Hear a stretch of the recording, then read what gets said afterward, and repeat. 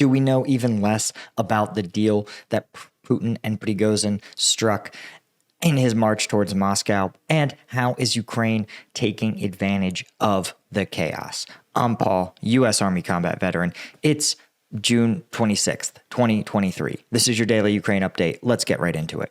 Okay, first, let's take a look at the combat map or the control map. And the biggest change is finally, at long last, we're seeing Russian forces withdraw from Rivnopol. We've been talking about this for a long time. Ukrainian forces continually putting pressure on this really only route out of the town. And finally, Russian forces have either been forced out of it or have withdrawn from it, leaving, of course, Staromayorsk. While this is significant, no doubt about it, it's still a long way from the breakthrough that really Russia or Ukraine needs to make in order to make its offensive really effective. It needs to break Russian lines, and it simply can't do so, doing so in such a piecemeal manner. You see how, in the grand scheme of things, just like in Bakhmut, where Russian gains, they touted their considerable gains, but as you can see, when you zoom out the map, Bakhmut is just a tiny, tiny part of the larger strategic situation. Similarly, at this rate, it would take years to liberate even just the entirety of Zaporizhzhia. So for Ukrainian forces, they need to find ways to break Russian lines, push through Russian defenses, and begin to sweep through the backfield in a way that is disruptive to Russian command and control. When we pivot over to the combat map, you guys can see that, again, reporting the liberation of Rivnopol while retaining Staromayorsk.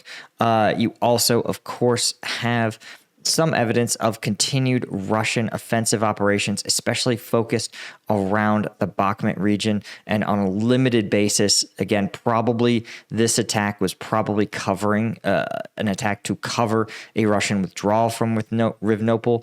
But you can see, again, Russian forces intentionally demonstrating their continued combat resolve despite the considerable, we'll say, issues in the political backfield.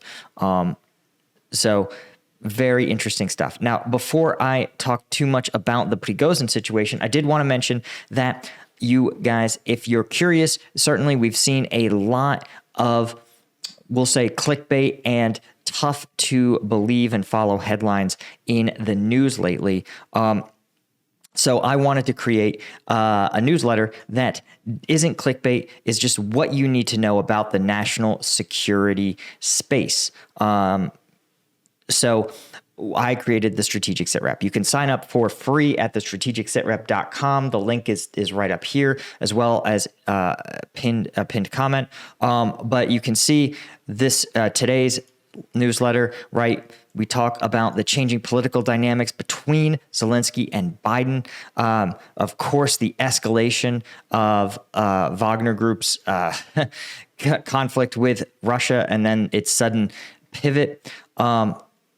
And, of course, you can't talk about the news without mentioning the Coast Guard operation to recover the civilian Titanic submersible. But we try to give you a so what and let you understand not just the news, but why you need to know this story. So anyway, if you're interested, thestrategicsitrep.com is where you want to go. Anyway, what I found curious is, again, the news is already starting to report the terms, allegedly, of the deal that Prigozhin has struck. Now, I want to point out that there are two layers to these sort of deals, almost always. There is the above-the-surface deals. This is what's going to be publicly reported or clearly and openly demonstrated. And then you're going to have the other part of the iceberg, the main meat and potatoes of these deals, which oftentimes can't be made public because political figures have to maintain a certain public image. And so when we talk about what's out now, we're going to have to discern what is maybe rumor, what is apparent or on the surface, and what else is going on below the surface. So, in Russian opposition outlet Meduza, citing an unnamed Kremlin source, said that Prigozhin initially tried to get in touch with the presidential administration midday June 24th as Wagner fighters moved north towards Moscow, but Putin refused to speak with him. And that Meduza claims that once Prigozhin noticed the lack of widespread military support for Wagner's actions, he changed his mind on Wagner's prospects. Kremlin turned negotiations involving Lukashenko and Russian Chief of Staff Anton Vaino and the Russian ambassador to Belarus. And that according to this source, this was who brokered the deal. Another Kremlin-affiliated mill blogger also questioned whether the deal will hold Wagner or Prigozhin accountable for the deaths of, it's believed to be around a dozen Russian airmen. There's also rumors of a non-combat aircraft that was shot down carrying a large number of Russian VIPs, high-ranking generals, supposedly a highly state news reporter, but those are unconfirmed at this time. Of course, Prigozhin's whereabouts are not known following his departure from Rostov-on-Don, right?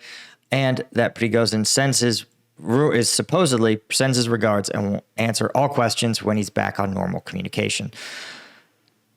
So, what does this mean? Well, it's rumored, of course, that this is being reported as a bad deal, so to speak, for Prigozhin. And I think in terms of the public image, this was a non-negotiable for Putin. Putin needs to appear to be strongly in control of the country, and obviously selling off portions of it to Wagner, politically, administratively, giving concessions publicly is just something that he can't do and maintain his power base. A strong man has to literally be strong all of the time. This is the problem. And so compromises or certainly the level of blackmail that basically Prigozhin was able to roll out by having his Wagner fighters on the outskirts of Moscow is not something that Putin could publicly acknowledge. That doesn't mean he didn't. People cut deals all the time.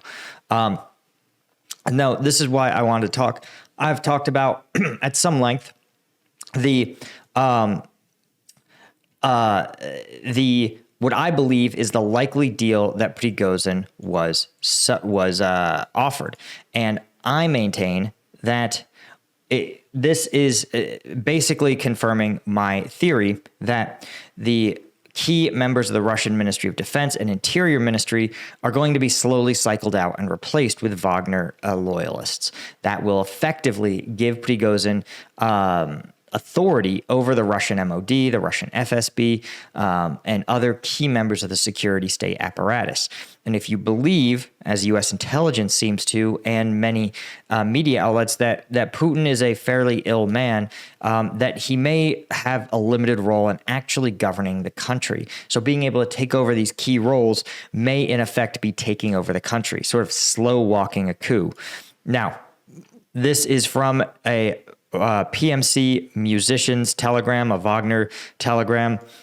It's interesting if true, but again, bear in mind, this is from an unverified telegram source with an automatic translation. And basically what it's claiming is that over the next couple of weeks and months, that they're going to see these key roles get cycled out, replaced with Wagner-aligned personnel.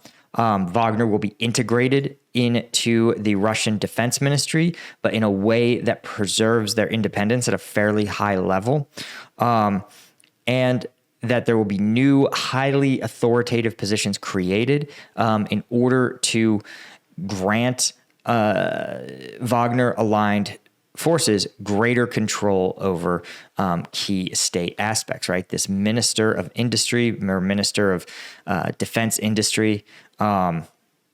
So this is a fascinating rumor. And this would be basically 100% in alignment with what I described as what to me seemed like the likely deal that you would offer Prigozhin, where he feels like he gets a big win for taking a big risk. Again, the rumors from the Meduza outlet that Prigozhin didn't have broad military support. I never really saw evidence that the military opposed him. The only rumors I saw were of either defections or Russian forces laying down their arms and not opposing Wagner. In addition, we saw a fair amount of popular support for Wagner troops, especially in many of the cities outside of Moscow, like Rostov-on-Don, which is interesting, again, that if there were people who were opposed to Wagner, they certainly didn't go out of their way to express it. So all in all, some very interesting outcomes. And still, we don't really know, I'd say, the full outcomes of this event.